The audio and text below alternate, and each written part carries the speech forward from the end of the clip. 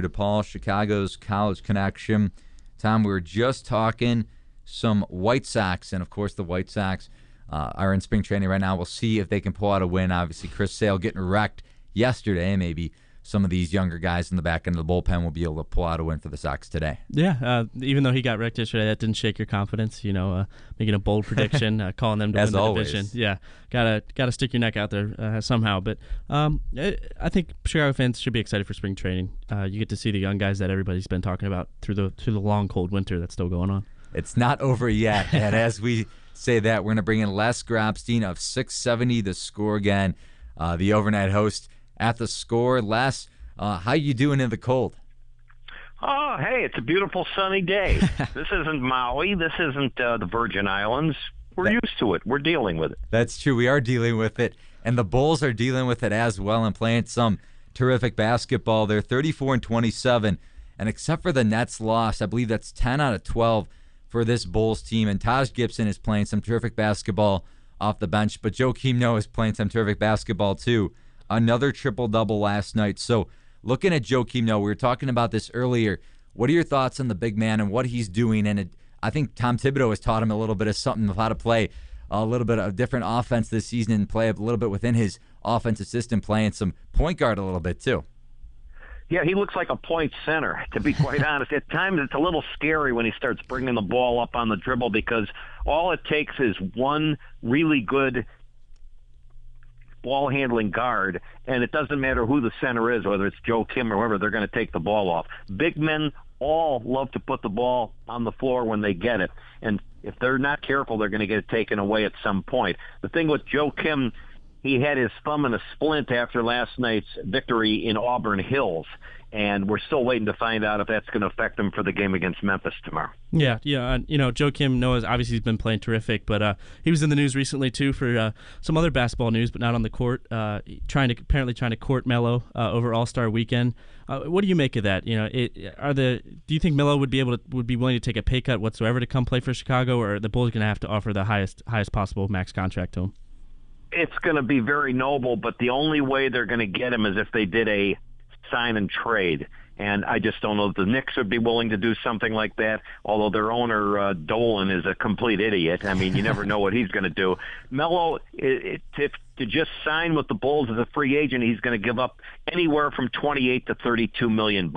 It simply isn't going to happen. His wife, who is involved, she's got her own little media thing going, and apparently she loves to shop on Fifth Avenue in New York and with all that stuff.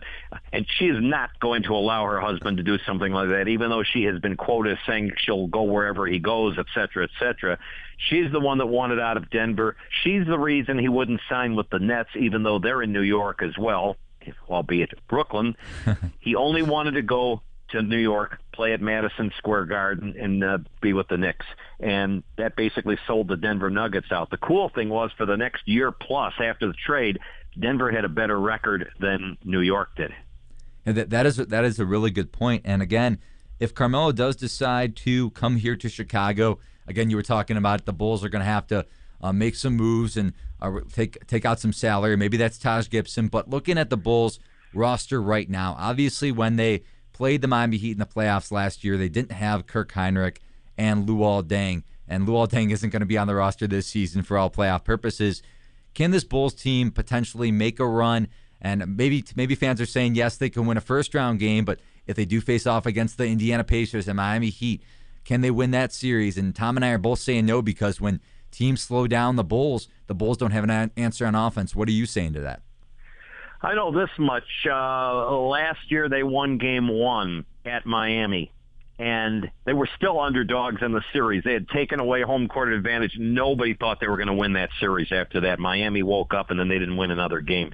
The year before that, they were playing Philadelphia after Rose got hurt, and I still, as much as I think Thibodeau is a terrific coach and the Bulls are fortunate to have him, I still think that he was wrong to leave Rose on the floor when that game was over, and that's when he blew out his knee. And, it's been one mess after another. No, they will not beat Indiana or they will not defeat the Miami Heat in a best of 7. I think they can win a couple of games from the Pacers, especially here. Indiana came here and they found out what a lot of teams have found out in both the NBA and the NHL. The United Center is a place streaks go to die. The Heat had their long winning streak ended here last year. So did the New York Knicks. Oh, and by the way, the Pacers got off to a record start this year as well, and it was the Bulls who handed them their first loss in the United Center. And there were a couple of streaks like the Anaheim Ducks and the Blackhawks ended their streak as well. Now, as far as the Bulls go, Indiana right now is not playing well. They went out last night and played a stinker at Charlotte against the Bobcats, and Paul George was tossing up bricks. And he had one field goal, or no field goals, or maybe one, I forget what it was, but the bottom line is he was awful. The team was awful, and Charlotte just punked them last night. Now they're tied in the loss column with Miami. They've played a few more and won a few more, but if they let Miami get home court advantage, Indiana doesn't have a chance either. That's a good point too, because you got to think the Pacers came so close last year and still weren't able to do it. You would think home field advantage or home court advantage would really be the only way for them to tackle the Heat. But looking at the Bulls, looking at some of the bench players or the guys that aren't always in the news, like DJ Augustine and Dunleavy, do you see them having futures with this team next year? Obviously, if they make a run for Melo or they make a run for any of these other guys, are these guys going to be around? Or are they going to be part of the waste that needs to be cut to make room? They both could be part of those that could be heading out of town. There's no question about that. If that's going to happen, I don't know. But as far as Carmelo Anthony, my opinion, I've been saying it all along, just forget about it. Assume he's not coming here. I'm not that convinced that he wants to come here in the first place. But if you're talking leaving $30 million on the table, he's not coming here. He's staying in New York. A lot of people feel that he'll take the money, even though he says he wants to win, and he's not going to win in New York with the Knicks for at least a couple of years, if not more than that. All things off right now, there's a 99% chance he's not coming here any more than, and I said this a few years ago, nobody believed me. I said there was no way LeBron James or Chris Bosh were coming here either. That's a good point, Les. And another question for you. Did you get any, and for that you suck, callers to yourself for saying that Carmelo Anthony's not coming to the Bulls on your show?